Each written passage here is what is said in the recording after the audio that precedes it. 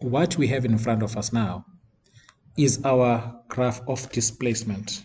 They've used a scale of 120 millimeters to 360 degrees. So having done this, now we need to complete our cam profile using this center line. And there's the information given to us. The camshaft diameter is 20 millimeters. The diameter of the roller is 14.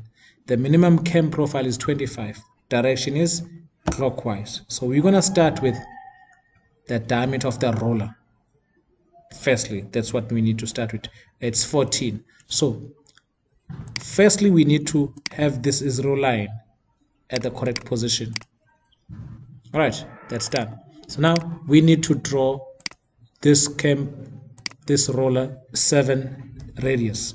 Now there we go. Now we need to measure 25. See that's done. Now from here, which is our diameter of the roller, and then we move down to the minimum cam profile. Now from there, that minimum cam profile can be done from this position here. So I'm going to measure 20. Is it 25? 25. From this distance, I must come down by 25. From this distance here, from this circumference, I must drop it by 25. So firstly, I need to draw a short line. So I need to draw this as what? 25. And there's it here. So this is the center. That's the center for my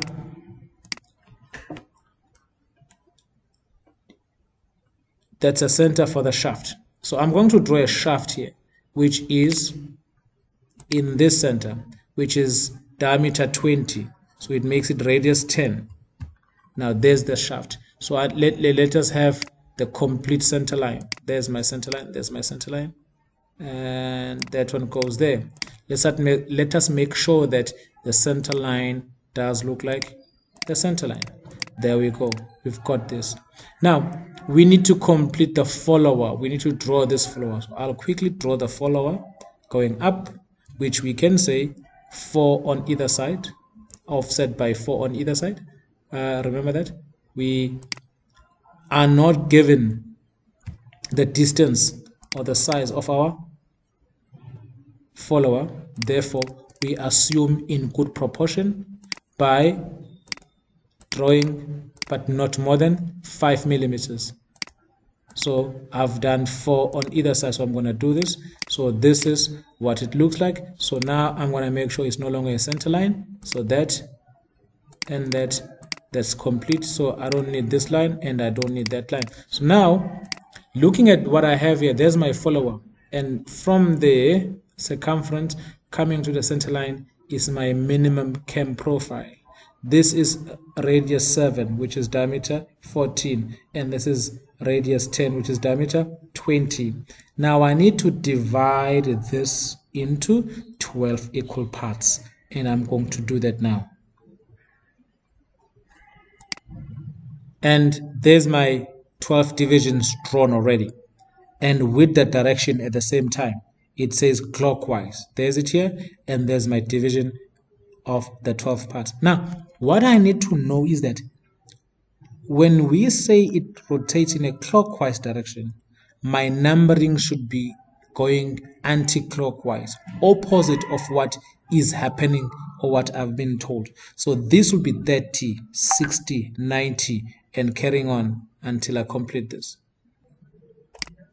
All the numbering has been done accordingly. Like we said, it must go anti-clockwise.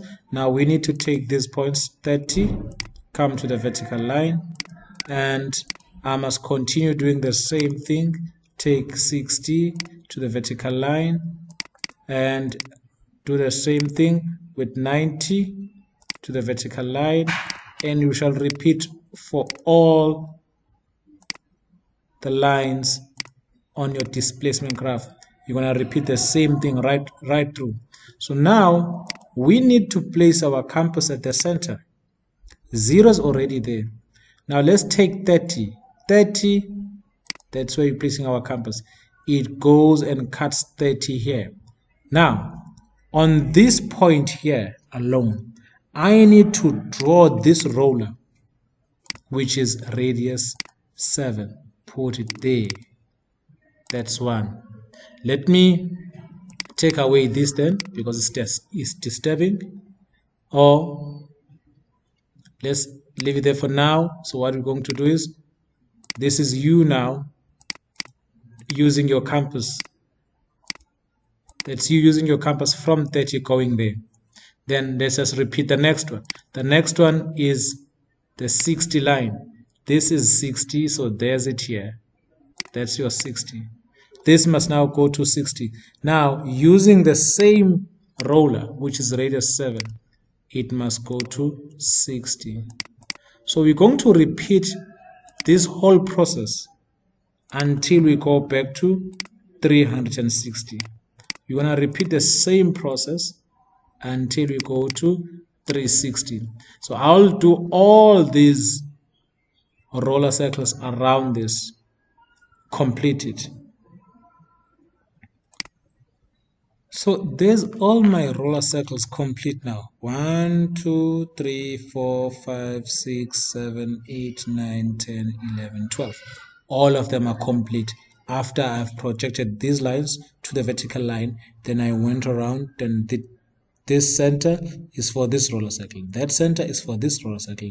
The next center is for this roller circle. You go around like that. Now, the last thing that you need to do now is get your flexi curve. Let's get our flexi curve here. Starting from 0. From 0, we're going to go around. It must be touching, just touching your roller. Just touching your roller. Just touching your roller. You're going to complete this exercise until it goes back to 360. Just touching. Remember, when it is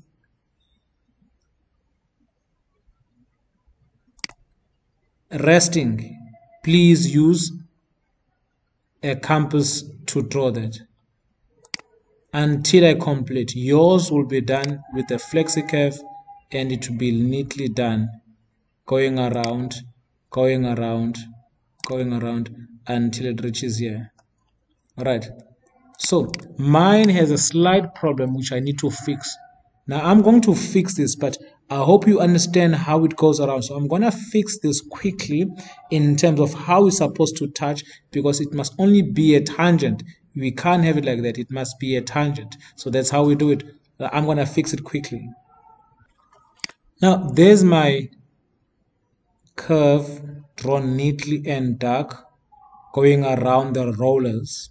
So now we understand what the method when we have our roller circles, or when we have a roller-ended follower, that the circles are drawn, the center lines, these center lines, those center lines are for you to draw the rollers, then the curve is drawn inside the rollers.